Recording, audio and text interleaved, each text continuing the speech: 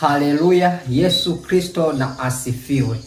Ningeomba ni share na wewe maneno haya ya Mungu. Naomba tu kwa utulivu yasikilize, alafu tutayatafakari. Maneno haya yanatoka kwenye kitabu cha nabii wa Mungu, nabii Daniel, sura ya 10 mstari wa 12.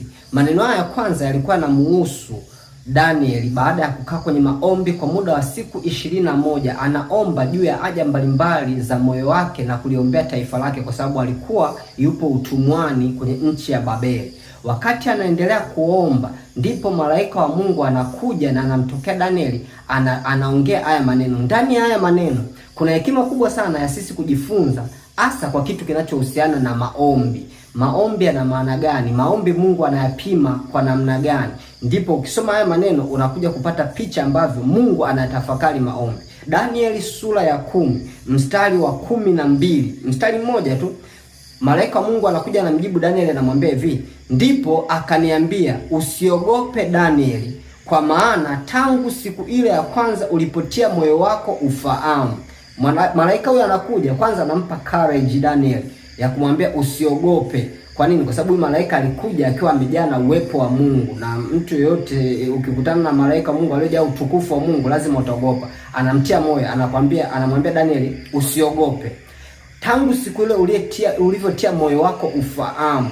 Ufahamu huo Daniel aliutia ndani ya moyo wake kwa namna gani? Maana tokea siku ile uliochukua hatua ya kuomba mbele za Mungu, anaona wewe ni mtu mwenye ufahamu. Mtu yote anayeomba Mungu anamwona ndio huyo mtu ana akili, ana ufahamu, anajua umuhimu wa Mungu, anajua maana ya Mungu, anajua kabisa kuna mambo hayawezekani pasipo Mungu, anajua kwamba hii dunia hii yupo yeye anayetawala, na huyo ndio inatupasa tumwendee. Kwa hiyo anasema huyu malaika Mungu, tangu siku ile ulivyotia moyo wako ufahamu, kwa kufanya maamuzi ya kuomba.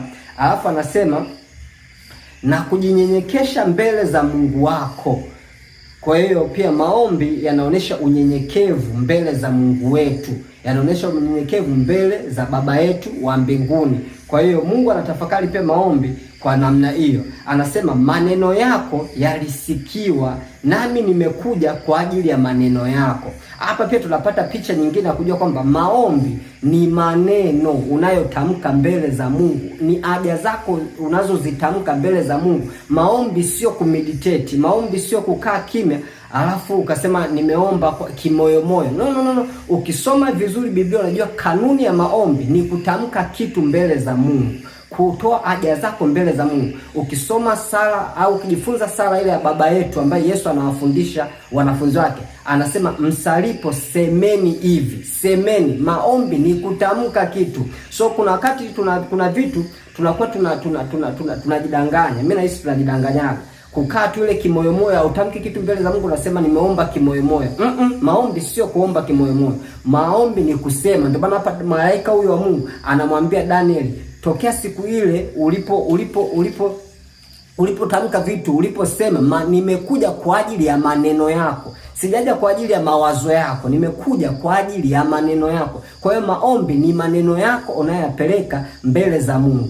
Alafu maandiko hapa yanatuambia kwamba yalisikiwa, hayo maneno yako yalisikiwa mbele za Mungu. Kumbe maneno tunayoongea, tunayapeleka mbele za Mungu, Mungu anasikia. Tena maandiko yanasema tokea siku ile ya kwanza alivyotia tu ufahamu wa kuomba, Mungu aliyasikia na amekuja kumjibu. So ni vizuri kuomba na Mungu wa mbinguni anasikia, lakini pia kuomba kunaonesha kwamba wewe unafahamu juu ya uwepo wa Mungu, na ni ishara ya unyenyekevu mbele za Mungu. Lakini pia kuomba ni kutamka kitu mbele za Mungu, kusema maneno. Malaika anasema nimekuja kwa ajili ya maneno yako. So kuomba sio kumeditate. Kumeditate tuna meditate neno la Mungu. Maandiko yanasema kitabu hiki cha Torati kisiondoke kinywani mwako, bali yatafakari maneno haya mchana na usiku. Kuna kutofauti kati ya kutafakari na kuomba. Kuomba ni kutamka vitu mbele za Mungu. Kutafakari neno la Mungu ndio tunafanya meditation, unalitafakari ndani ya moyo wako. So usikae kimya tu ukasema upo kanisani unaomba kimoyomoyo. Sio kuomba kimoyomoyo, kutamka kitu mbele za Mungu. Mungu wa mbinguni akubariki sana. Amen.